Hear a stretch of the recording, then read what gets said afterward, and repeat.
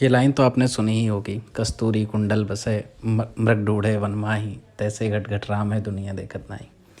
तो कबीर दास की लाइनें हैं कि कस्तूरी जो है मृग के नाभि में होती है।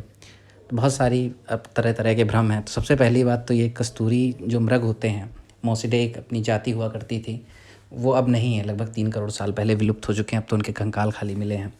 उनमें मतलब सींगें नहीं हुआ करती थी, आगे की तरफ दांत निकले हुआ करते थे। तो उसकी प्रजाति की कोई अंतिम चीज़ बची है तो वो यही कस्तूरी मृग है, जो भारत में भी पाए जाते हैं, चाइना में भी पाए जाते हैं। और भारत में तो ये उत्तरांचल का राष्ट्रीय पशु है, लेकिन स्थिति बड़ी ख़राब चल रही है। मतलब विलुप्त प्राय जंतुओं में ये चल रहे हैं। तो कस्तूरी मृग कस्तूरी की वजह से ज़्यादा फेमस है, इसी वजह से इनके शिकार भी किए जाते हैं। कभी कुछ समय पहले वन विभाग ने चीतों को पकड़ने के लिए कस्तूरी का इस्तेमाल किया।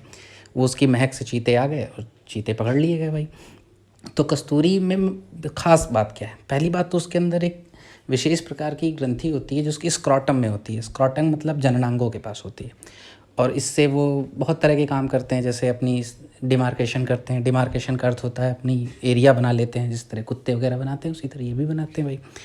और उसके बाद फिर दूसरी चीज़ ये करते हैं कि ये मतलब अपने अपोजिट सेक्स को अट्रैक्ट करने के लिए, मादा को अट्रैक्ट करने के लिए यूज़ करते हैं। तो ये भी एक बड़ा कारण है कस्तूरी का।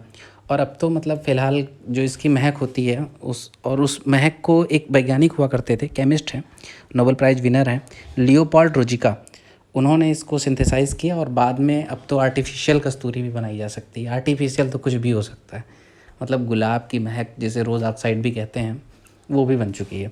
तो कस्तूरी दरअसल क्या है, कीटोन है एक प्रकार का। कीटोन केमिस्ट्री में एक होते हैं कंपाउंड्स, और 15 मेंबर्ड रिंग है, एक बहुत बड़ी रिंग है। मतलब एक केमिस्ट्री की बात करें तो बड़ा कॉम्प्लेक्स टाइप का स्ट्रक्चर है, जिसमें ये कस्तूरी मृग के अंदर जो है ये एक प्रकार का रसायन है जो पाया जाता है, जिसकी वजह से एक विशेष प्रकार की गंध निकलती है। लेकिन सबसे पहले तो अगर वैज्ञानिक आप विचार जानना चाहेंगे तो आपको सुन के बड़ा आश्चर्य होगा कि ऐसा कुछ नहीं है कि वो अपने गंध को ढूंढता रहता है, परेशान रहता है। ऐसा मतलब कोई वैज्ञानिक इस बात की कोई प्रमाण नहीं है फ़िलहाल। और कविताएं तो बहुत सारी लिखी गई हैं और मिथ तो दुनिया भर में प्रचलित हैं। और आपको जाते जाते एक फैक्ट और बताना चाहता हूँ कि जो मतलब थोड़ी सी मात्रा, आप आधा किलो की मात्रा मान लो कि अगर आपको इसका मतलब कस्तूरी की मिलती है तो उसकी अंतर्राष्ट्रीय जो वैल्यू है वो लगभग $50,000 है। तो आप समझ सकते होंगे कि पोचिंग का क्या कारण हो सकता है।